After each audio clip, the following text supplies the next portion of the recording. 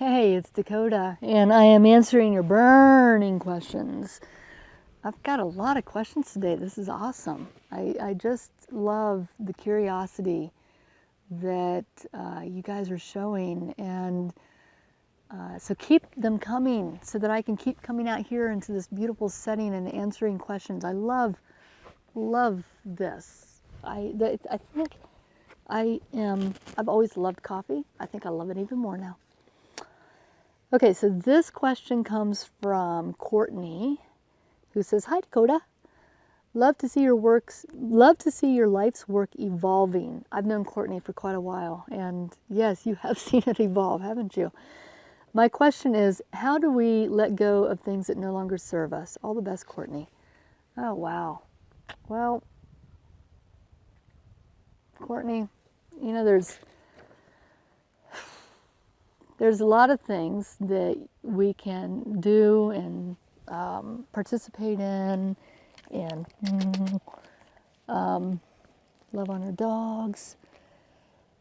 For me, letting go of the things that no longer serve me, number one is awareness. What is it that no longer serves me? Do I even know what that is? And then two, I like to use a lot of ritual, ceremony to really release and let go of those things. You know, it might be, using the elements, so fire or water.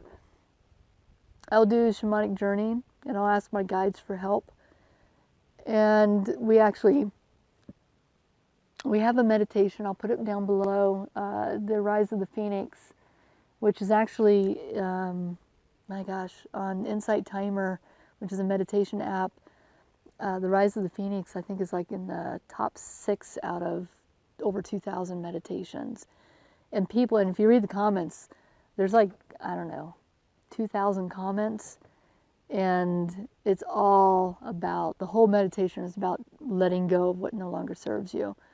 It's a very powerful meditation. So you can, not to take away my own business, but you can listen to it for free on either my YouTube channel or at Insight Timer, or you can purchase it below and actually download it and listen to it over and over. But so that's another way. But the other thing is, once you've done like ritual, you've had the awareness, you've done the ritual, you've kind of done that symbolic release, and that's what the Rise of the Phoenix does too. It's a symbolic release. Then you create action in your life that supports and nourishes that you let go of. Now, when you let go of something, you need to fill that space back up with something that's positive. So, for example, if I was to, let's just say, to make it really a simple analogy, if I was going to give up coffee because it no longer served me, then each morning I would need to probably fill that space with something, because that was my ritual, was having coffee every morning. So I might either drink tea, or maybe I'll take that time and use it to pray or meditate or journal. So you fill that space with something positive. Now, I'm not going to give up coffee, because then I'd have to give up all these coffee with conversations with me, and I'm just not willing to do that. But, so how does that look if we're giving up, let's say, the need to be in control?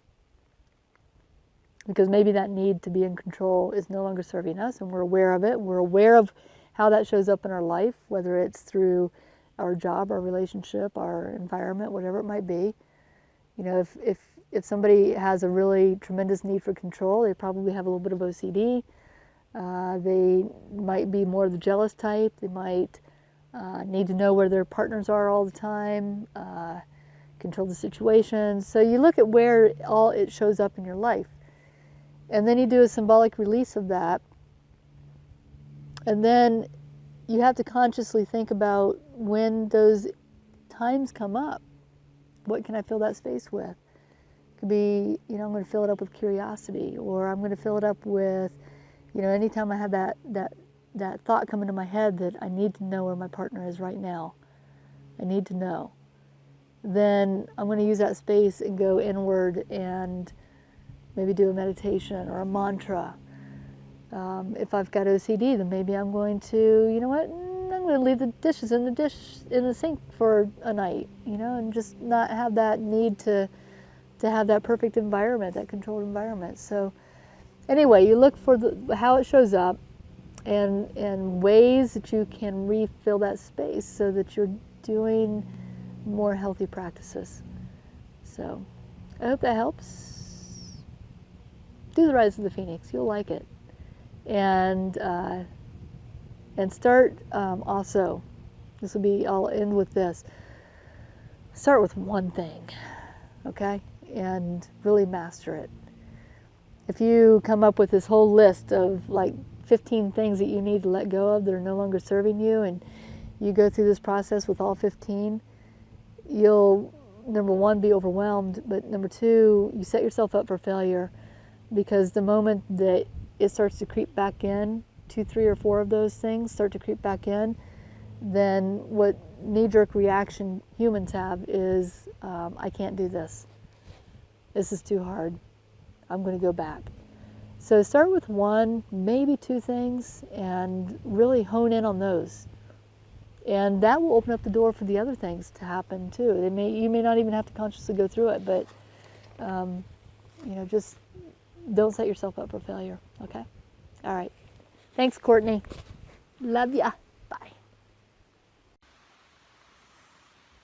Hey, so stick with me for just one more minute. I've got something really exciting to tell you, that we are just now going to be opening up a private, super private Facebook group for just a very select people who are very interested in this kind of work.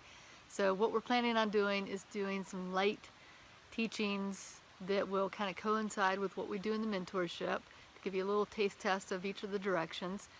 And so for 9 weeks, out of each time that we go around the medicine wheel, we will re-embark on a new direction and give you some challenges and some fun things to do that will kind of line you up with that energy of the medicine wheel.